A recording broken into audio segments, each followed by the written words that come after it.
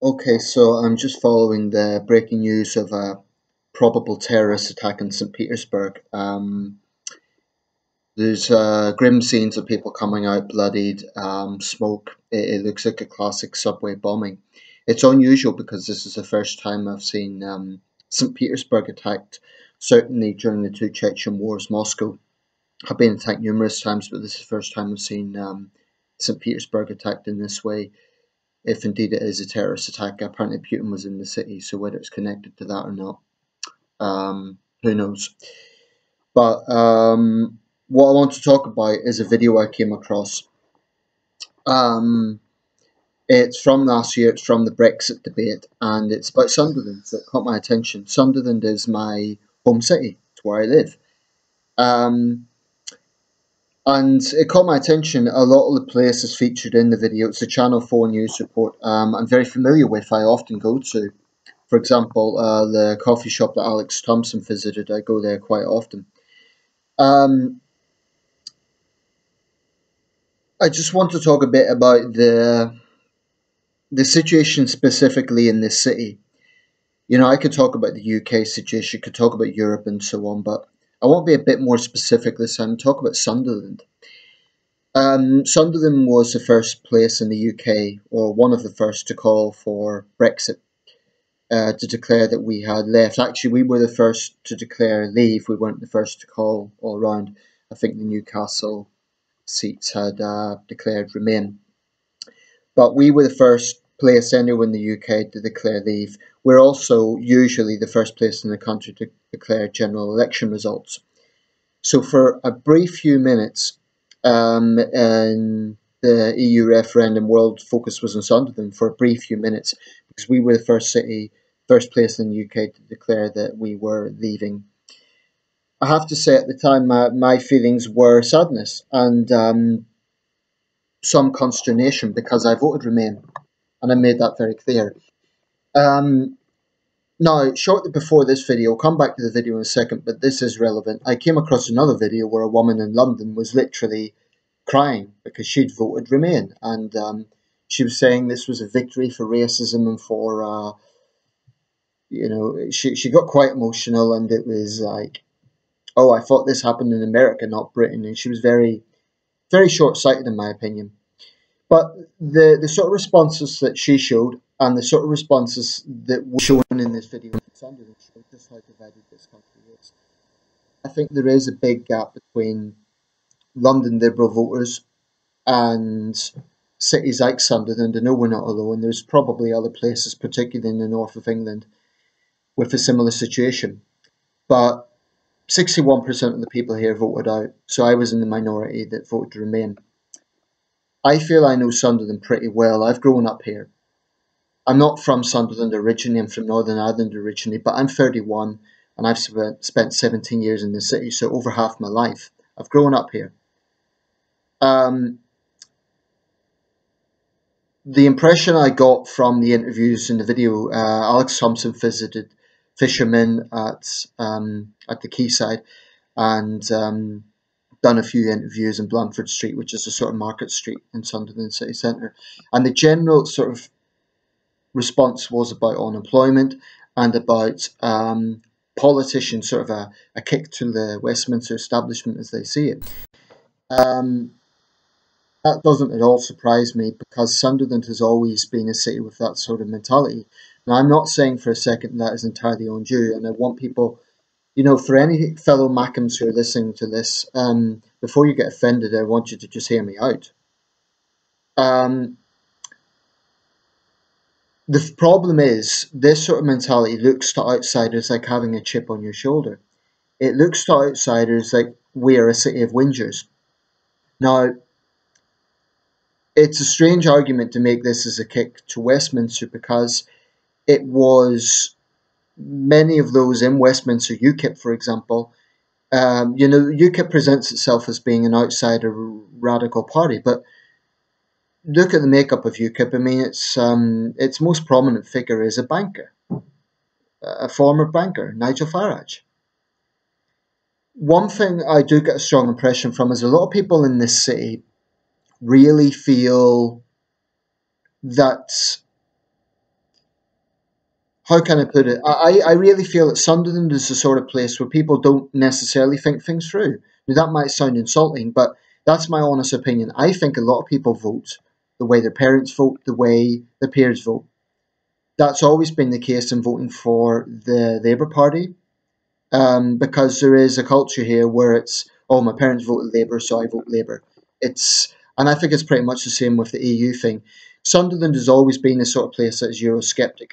We had a local businessman here who became known as a metric martyr for rebelling against EU imposition of the change in the metric system.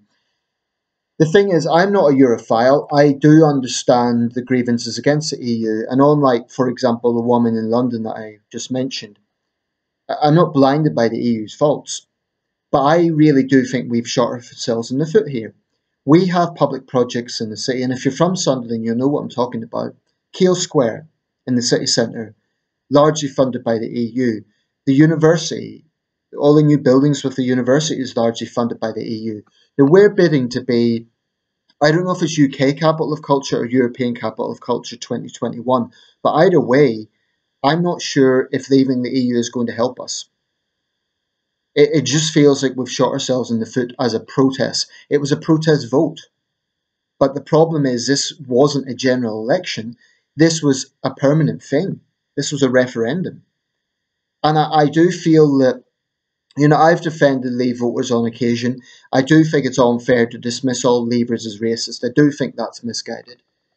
Um, Also, there are a few people who were commenting on this with some derogatory things, saying just really crass, derogatory things about Sunderland people. And, you know, there's things I don't particularly like about this city. I do think we can sometimes be a bit parochial. I do think that Sunderland is not a particularly cosmopolitan place. We're a city, but we have, frankly, a big town mentality. We're not a cosmopolitan place. With the greatest intentions, the city council has tried to do this. Our MPs have tried to do this. I don't think Sunderland's ever going to be cosmopolitan. I hate to say that, but I don't think we will, because that can work in a city like Newcastle or Leeds or Bristol or Glasgow.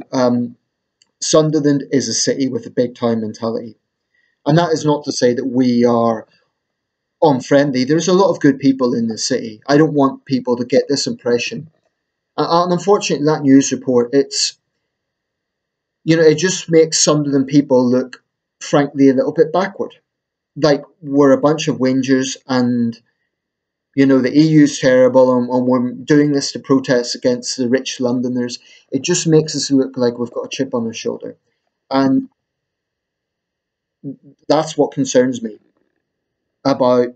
Sunderland's not alone. I have no doubt you would see a similar situation in towns like Blackpool or Oldham or other part. I don't know how they voted, but I'm just mentioning places like that because they have a similar culture to Sunderland. In cities where there tends to be more universities, the vote tended to be more Remain. Now, I think it's a mistake to go down the line of saying educated voted Remain and all Leave people are ignorant. I think that's very wrong because it looks elitist, it looks snobby. And I think it's wrong. I know intelligent people who voted Leave, and they voted Leave with, because they genuinely believed it was the best thing, and they did listen to both arguments. I voted Remain because, weighing everything up, I believed it was the best choice. Now, the thing is, when I see the extremes on both sides, so whether it be certain Remain voters coming out with the nonsense like that woman in London came out with, and the doom mongering, it doesn't help the situation. But likewise, I do think a lot of Leave voters were misled by the likes of UKIP because it was based on an outright vilification of the EU. Like everything EU is awful and terrible and is bringing this country down. We no longer have an empire, right? And I'm not suggesting that's why people voted Leave, but the point I'm making is, in an interconnected world, we have just pulled ourselves out of the world's largest bloc of nations. Now, the EU had many problems, but I can already see things developing here, and I don't want to go too much off on a tangent, but take Gibraltar, for example. Already we're starting to face tensions with Spain over that. Not entirely our fault. The EU, I think, would be wrong to use Gibraltar as a bargaining chip. it's an issue between Britain and Spain. But already, you know, I want to see Spain as European partners and neighbours and friends. I don't want it to become a situation where, God forbid, we end up in a conflict like the Falklands. Although I believe we were morally justified for that, I don't want it to happen again. War is never good. And I don't think it'll come to that, but it just demonstrates that so far, let me put it this way, so far I see a lot more negative coming from Brexit than positive. Since Brexit, we have had the SNP once again threatening separatism. There's enormous uncertainty in this country. And I do think, frankly, that it has brought out a degree of xenophobia and racism. Now, the Leave side downplay this and they say, oh, but we're not racist. Here's the thing. I really, really don't think that all Leave voters are racist. I don't believe that. But I do believe that Brexit has been used as an excuse by people who are racist. There have been some ugly incidents have happened since then that, okay, you could argue racism occurred before as well, but I do think some people have come out of the woodwork, yeah. And as a man of the world, I just don't feel this is us getting into the world. I feel like what we should have done is stayed in and pushed for changes within the EU. And we could have done that because there were other member states who actually had agreements with the UK on the way the EU was going. So it's this idea that Britain versus the whole EU is misguided. I think that, for example, the French opposed the idea of a European superstate. So if Merkel kept pushing that idea, well, firstly, Merkel wasn't going to be Chancellor forever. She isn't going to be Chancellor forever. I do think that the likes of Jean-Claude Juncker have hugely damaged the EU's appeal, and I would say to my fellow Remainers, especially from other parts of Europe, you need to understand that to many people in Britain, Juncker's attitude, his own democratic attitude, did not help matters. He was the public face of the EU, and he looked like an arrogant person who just resents democracy, democratic will. I'm just looking at an interview here, which is not totally unconnected. The Catalans now might be pushing for a referendum. So the whole situation in Europe now looks very, very, very uncertain. And I really find myself torn between, on one hand, frustration at the sometimes, yes, snobby attitude of certain Remainers, but also frustration at some of the ignorance on the Leave side. I mean, they present the EU as a wicked dictatorship, and it's absurd. They only look at the negative. I mean, I don't know what's going to happen in the city in regards to those things that have been funded directly by the EU. We'll just have to find the money from somewhere else, and that's the side product. Those who are hardcore Leavers will say it's worth it. We'll see. I hope they're right. I don't want to be a doom-monger. I hope they're right, and I hope this does work out. So I don't like the attitude of certain Remainers who are being very, you cannot say that your Remain vote was for the UK if you're now being kind of, oh, I told you so, and I hope Britain falls apart. If you have that mentality, to hell with you. You're no better than the separatists. Because I saw one guy in Germany yesterday, a British expat, and he says, I want Britons to come here and see what Europe's all about. This is my hometown. This is me. And I'm thinking, well, okay, that's great. But what I insist on is to be a Remainer or to be pro-European does not mean being anti-British. And I think there's too many Remainers who frankly have a hostile attitude to this country. They think that if you wave the UK flag, that automatically means anti-Europe. And likewise, there's Leavers who think if you're pro-EU, that means you're anti-UK. Sometimes, frankly, I feel a little bit lonely. I feel like there are not many people who... I think there's too many people who are going to the extremes on this. It's either, oh, the UK is a wicked dictatorship, or the UK is this wonderful thing that has no faults. Both positions are rubbish. The EU has its faults and its weaknesses. I chose Remain. I respect the views of those who voted Leave, but I do feel many were misinformed, and I do think they were short-sighted. Um, because they were saying things like, especially some of the older Leave voters, "Oh, we done this before," but that was the 70s. It was a totally different context. Um, we'll see what happens.